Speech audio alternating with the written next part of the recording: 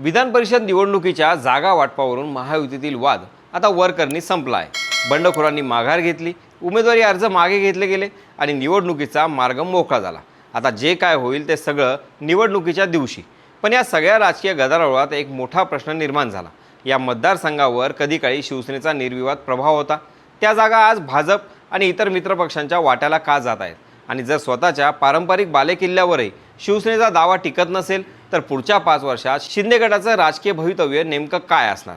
विधान परिषद निवडणुकीतील या जागा वाटपातून महायुतीतील खरी ताकद कोणाची आहे आणि शिवसेना कुठे उभी आहे, हेच आपण आज समजून घेणार आहोत.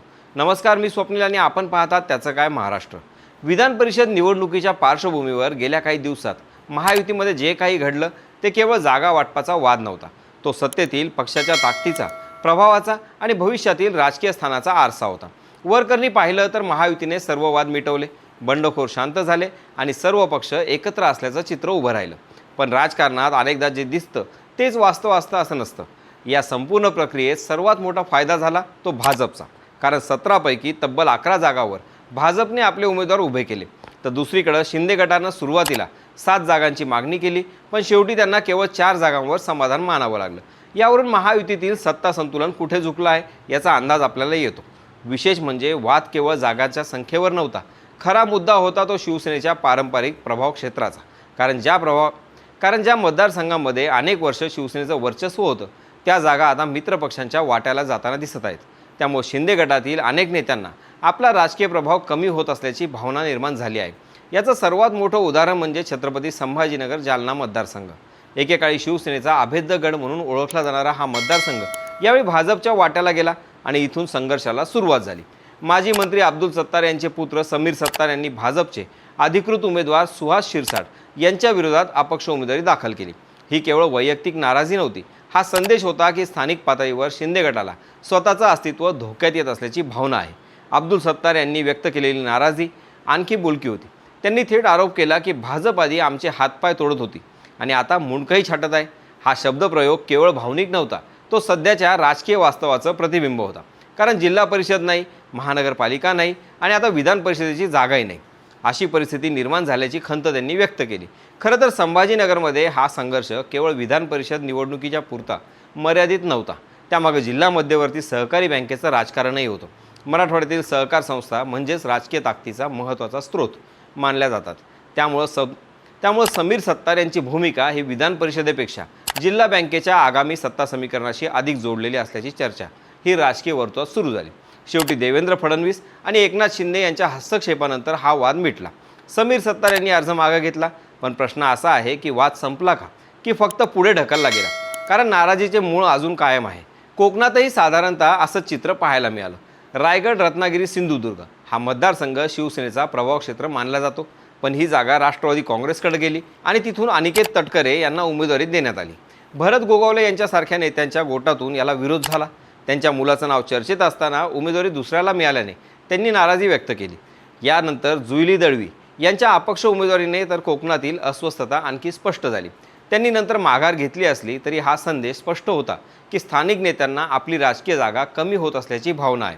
आणि ही भावना फक्त 1-2 नेत्यांपुरती मर्यादित नाही. जळगाव आणि नाशिकमधील वादही याचाच भाग होता. जळगावची जागा शिवसेनेला मिळायला हवी होती असा पक्षातील नेत्यांचा आग्रह होता. अंतिम निर्णयात ती भाजपकडे गेली. यानंतर निर्माण झालेला तणावही वरिष्ठ नेतृत्वाला हस्तक्षेप करूनच मिटवावा लागला. मात्र या संपूर्ण घडामोडीमध्ये एक गोष्ट स्पष्टपणे दिसून आली. महायुतीमध्ये सत्ता आहे पण समान ताकद नाही. निर्णय प्रक्रियेवर अंतिम शिक्कामोर्तब करण्याची क्षमता भाजपकडे आहे. शिंदे गटाकडे मुख्यमंत्रीपद होतं, नंतर उपमुख्यमंत्रीपद आहे, मंत्री आहेत, पण जागा वाटपाच्या वेळी अंतिम शब्द कोणाचा चालतो याचं उत्तर या निवडणुकीनं दिलं आहे. यामुळे पुढील काळात शिंदे गटासमोर मोठं आव्हान उभं राहणार आहे. कारण निवडणूक जिंकण्यासाठी केवळ सत्ता पुरेशी नसते, स्वतःची संघटनात्मक ताकद, स्थानिक नेतृत्व आणि स्वतंत्र मतदार वर्गही लागतो. जर पारंपरिक बालेकिल्ले हळूहळू इतर पक्षांच्या प्रभावाखाली गेले तर भविष्यात शिंदे गटाला स्वतःचं स्वतंत्र राजकीय अस्तित्व टिकवणं कठीण होऊ शकतं. महानगरपालिका निवडणुकांमध्ये अनेक ठिकाणी भाजप मोठा भाऊ आणि शिंदे गट दुय्यम भागीदार अशीच प्रतिमा दिसली होती. आता विधान परिषद निवडणुकीतही त्याच चित्राची पुनरावृत्ती काही प्रश्न उपस्थित होऊ शकतात. पक्षाकडे सत्ता आहे पण प्रभाव किती आहे हा प्रश्न पुढे अधिक तीव्र होण्याची शक्यता आहे. तरी देखील राजकारणात गणित क्षणाक्षणाला बदलतात.